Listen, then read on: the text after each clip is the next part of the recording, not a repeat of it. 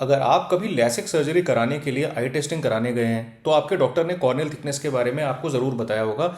और जिन लोगों की कॉर्नियल थिकनेस कम होती है उनमें लेसिक सर्जरी नहीं हो सकती, और इस बात के बारे में भी आपको ज़रूर पता होगा। तो चलिए मान लेते हैं कि आपकी कॉर्नियल थिकनेस बहुत कम है और आपकी आंख में लेसिक सर्जरी हुई है। तो ऐसे में क्या होता है, पहले जल्दी से समझ लेते हैं कि लेसिक सर्जरी में आपकी आंखों पर एक 100 से 150 माइक्रॉन्स का फ्लैप बनाया जाता है और उसके नीचे लेज़र से पावर करेक्ट करके फ्लैप को वापस रख दिया जाता है।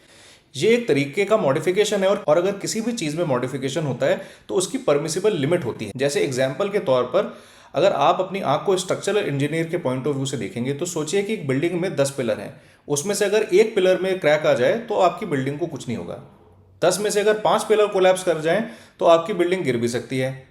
वही हमारी आंखों के साथ भी होता है, और नॉर्मल इंडियंस की कॉर्नियल थिकनेस अराउंड 520 से 540 माइक्रॉन्स तक होती है।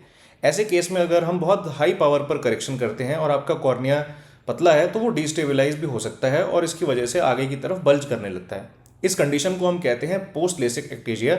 ये काफ़ी ड्रेडेड कॉम्प्लिकेशन है और उन लोगों में ज़्यादा होता है जिनकी ज़्यादा पावर करेक्ट हुई है और कॉर्नियल थिकनेस कम है। इन केसेस के ट्रीटमेंट के लिए C3R करवाने की ज़रूरत पड़ती है, और कई केसेस में स्क्लेरल कॉन्टैक्ट लेंस और इंटैक्स की भी ज़रूरत पड़ सकती है। अगर आपका भी हाई पावर यानी -8 से ज़्यादा का नंबर है और उसमें लेसिक सर्जरी हुई है तो आपकी आंख में भी ये बीमारी हो सकती है। बिना किसी कारण के नज़र गिरना इसका एक लक्षण होता है, तो इसमें आप ज़रूर आंखों की टेस्टिंग कराएं। इस बीमारी का सबसे इजी ट्रीटमेंट है अर्ली डिटेक्शन एंड प्रिवेंशन। अगर वीडियो पसंद आया हो तो लाइक, शेयर और सब्सक्राइब करें, और अगर आपको ये बीमारी है तो कमेंट सेक्शन में ज़रूर डालिएगा।